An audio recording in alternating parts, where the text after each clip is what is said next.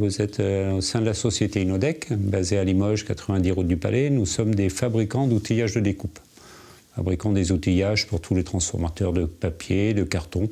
Cœur de métier, c'est les cartonniers, les PLVistes et les imprimeurs.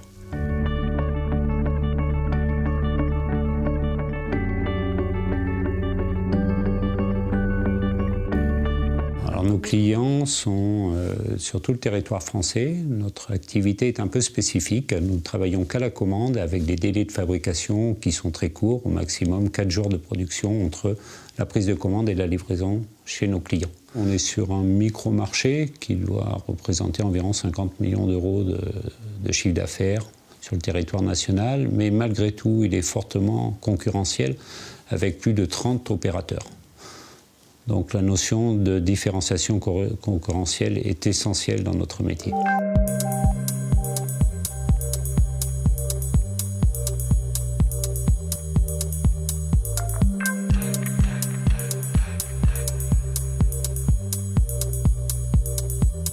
Alors pourquoi s'engager dans l'usine de futur ? Tout simplement parce que la société a fait une réflexion stratégique qui l'a amené à rechercher sans arrêt de l'innovation. Innovation certes produit, mais également innovation dans tout le service que la société pouvait emmener à ses clients. Parmi ces services, il y avait un élément important qui était de raccourcir au maximum le délai tout en gardant la fiabilité.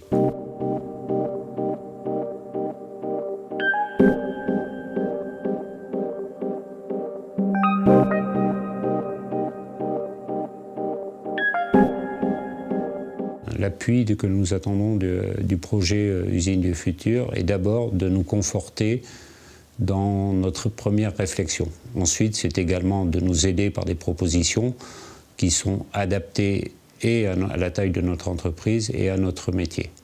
Un point également important, c'est que l'Usine du Futur réunit un certain nombre de PME, des PME de taille qui sont tout à fait comparables à la nôtre, donc avec les mêmes problématiques et les mêmes besoins d'aide. Et donc pour nous, cet échange est également essentiel dans le projet global de l'entreprise et dans la stratégie de l'entreprise.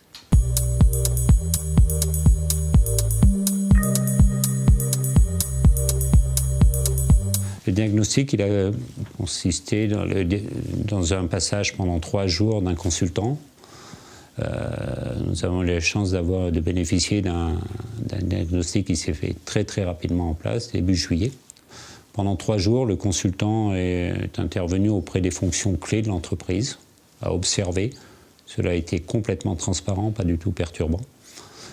Et nous avions quelques interrogations sur le résultat que pouvait donner une telle méthodologie. Il s'est avéré que finalement, au bout de 3 jours, nous avons eu des propositions qui étaient tout à fait concrètes, puisque le consultant a quand même pu isoler plus de 20 pistes d'amélioration qui correspondaient à notre stratégie globale. En dehors de ces 20 pistes d'amélioration, celui-ci a pu également mettre en exergue des pistes d'amélioration qui sont, je dirais, un peu plus industrielles ou qui sortaient du contexte général du dossier Usine du Futur.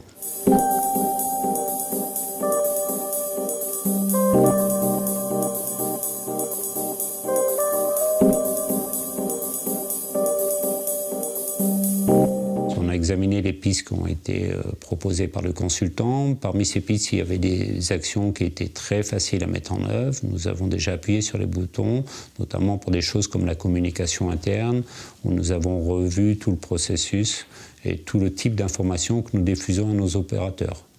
Cette opération est en cours. Nous aménageons également quelques postes de travail, d'après les suggestions également du consultant. Je dirais que pour l'instant, nous avons appuyé sur les pistes qui étaient les plus faciles à mettre en œuvre, que ce soit d'un point de vue temps ou d'un point de vue financier. Maintenant, nous allons rentrer dans la phase la plus experte, qui est la phase de digitalisation de nos informations techniques. Là, nous allons retomber sur la problématique d'Inodec et de beaucoup de PME. C'est quelles sont les technologies qu'il faut utiliser, jusqu'où faut-il aller pour ne pas avoir un outil qui alourdisse plus le processus plutôt que l'alléger. Donc nous allons encore nous rapprocher du conseil régional pour bénéficier de tout leur appui en termes de réseau, en termes d'expertise et également en termes financiers pour mener à bien cette opération. pour une société comme nous, c'est avoir l'appui du conseil régional, c'est-à-dire d'avoir l'appui de quelqu'un qui est neutre dans cette opération et qui est plutôt moteur et qui est là en appui, c'est essentiel. Le conseil régional n'est pas juge et partie, il est surtout l'appui de la société. Donc je ne pense pas que sans ce type d'aide, nous aurions lancé cette opération qui est vraiment très très importante pour nous. Il ne faut pas être réticent à ce genre d'opération, il faut s'ouvrir.